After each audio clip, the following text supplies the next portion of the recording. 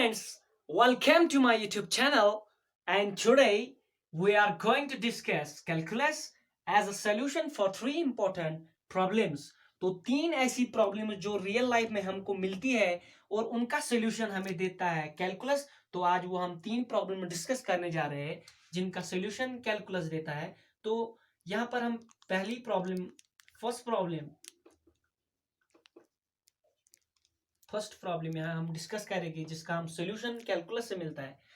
तो मान लीजिए आपके हाथ में एक बॉल है और वो ball at a height h है फ्रॉम द ग्राउंड। तो आपके पास एक बॉल है, तो ये ball at a height h है फ्रॉम द ग्राउंड। मान लीजिए ग्राउंड है तो जो बॉल तक डिस्टेंस है वो h है। मान लीजिए आप इस बॉल को नीचे गिराना चाहते हैं, तो जब आपने बॉल को छोड़ा है हाथ से, तो मान लीजिए किसी एट एनी टाइम t ये जो बॉल है पॉइंट बी पर पहुंच गई। तो अब आप क्या करना चाहते हो, इस पॉइंट बी पर आप देखना चाहते हो इस बॉल की क्या एग्जैक्ट स्पीड है, exact speed at an instant B. तो बी इंस्टेंट पे इसकी क्या एग्जैक्ट स्पीड होगी वो आप देखना चाहते हो। तो बट सब्जेक्ट कंडीशन यहां पर है, जब आप बॉल हाथ से गिरा रहे हो तो इस बॉल ने पॉइंट बी तक जो डिस्टेंस कवर की है वो 20 सेंटीमीटर है, और जो टाइम इसने यहां तक पहुंचने के लिए जो टाइम लिया है वो 1 सेकेंड है, 1 सेकेंड। तो आपको क्या निकालना है, इस पॉइंट बी पर इस बॉल की जो एग्जैक्ट स्पीड है वो क्या होगी। तो यहां पर आप आप क्या करोगे, एग्जैक्ट स्पीड, तो स्पीड डायरेक्टली आप निकालोगे। स्पीड हमें किसके बराबर होती है, distance travelled upon time taken. तो हमारे पास ये फॉर्मूला है, तो हम क्या करेंगे, डिस्टेंस जो इस बॉल ने पॉइंट बी तक डिस्टेंस कवर की है वो 20 सेंटीमीटर है, और जो इसने टाइम ले लिया इस डिस्टेंस को कवर करने में वो 1 सेकेंड। तो हमारे पास जो आ जाएगा that is 20/1 second, that is 20 centimetre पर सेकेंड, या हमारे पास आ जाएगा 0.2 मीटर पर सेकेंड। तो ये हमारे पास स्पीड आ गई। But speed at point B, ये स्पीड हमारे पास जो है ये गलत है। एट ए पॉइंट बी पर ये स्पीड नहीं हो सकती है, क्योंकि जो यहां पर जब हम बॉल गिरा रहे हैं नीचे, तो जो इसकी स्पीड है कॉन्स्टेंटली, जो स्पीड है जब बॉल डाउनवर्ड्स गिर जाएगी तो इसकी स्पीड जो है वो इंक्रीज हो जाएगी।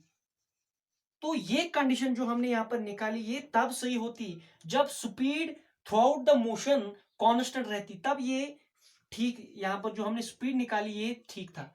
लेकिन जबकि हम बॉल नीचे गिरा रहे हैं तो जो उसकी स्पीड है इंक्रीज होती जा रही है जब वो नीचे नीचे जा रही है।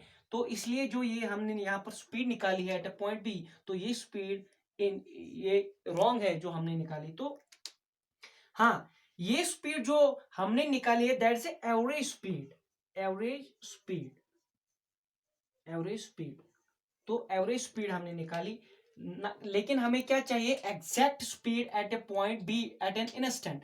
तो जब भी हमें चाहिए कि at a instant point B पर जो हमें स्पीड चाहिए उस स्पीड को हम कहते हैं इंस्टेंटेनियस स्पीड। तो एग्जैक्ट स्पीड जो होगी वो इंस्टेंटेनियस स्पीड होगी, और इंस्टेंटेनियस स्पीड हम किस से मदद से हासिल कर सकते हैं, कैलकुलस। तो कैलकुलस हमें इंस्टेंटेनियस स्पीड निकालने के लिए। तो नेक्स्ट प्रॉब्लम जो हमारे पास है सेकंड प्रॉब्लम। तो सेकंड प्रॉब्लम मान लीजिए आप एक हाइट पर हो और सामने आपके है एक समंदर, बगल में है कंकर। तो आप यहां पर बैठे हुए, सामने है एक समंदर और बगल में है कंकर। तो यहाँ पर आप कंकर देख रहे हैं, तो कंकर, तो आपने कंकर उठाना शुरू कर दिया और फेंके जा रहे हो।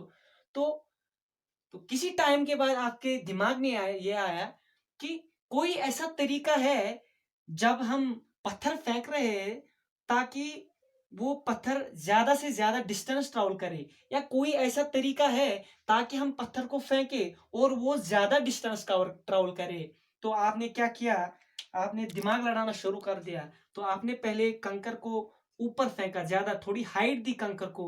तो मान लीजिए आपने पहले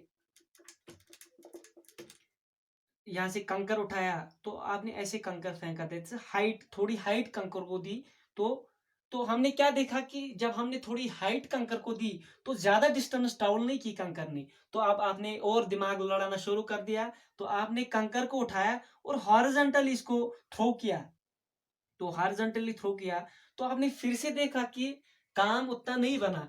तो फिर आपका जो एक्सपीरियंस है, तो एक्सपीरियंस के साथ आपने सोचा कि हाँ, तो आपने क्या किया, एक पत्थर को उठाया और एक एंगल पे पत्थर को थ्रो किया। मान लीजिए एक एंगल पे पत्थर को थ्रो किया, तो आपने देखा कि मैक्सिमम डिस्टेंस जो है, इस बार पत्थर ने जो मैक्सिमम डिस्टेंस ट्रेवल की है, कि जब हमने उसको एट एन एंगल थ्रो किया, तो हमने देखा कि जब हम किसी भी एंगल पे हम थ्रो कर रहे हैं स्टोन को, तो वो मैक्सिमम डिस्टेंस कवर कर रहे हैं। लेकिन हमें इसके लिए, जब हम स्टोन को थ्रो कर रहे हैं, उसके लिए थोड़ी स्पीड तो जरूरी है ना, कि इसके लिए स्पीड हम अप्लाई करें। तो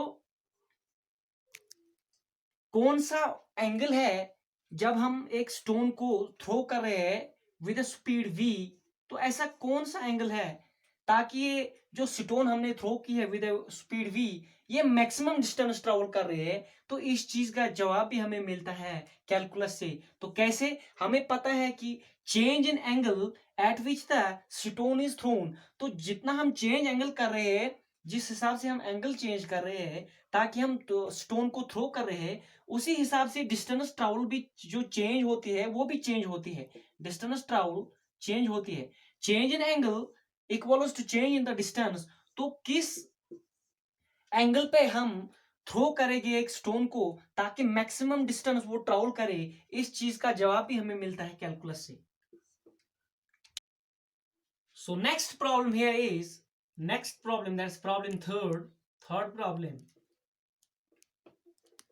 थर्ड प्रॉब्लम जो हमारे पास है, मान लीजिए हमारे पास एक स्क्वायर है, एक स्क्वायर है हमारे पास।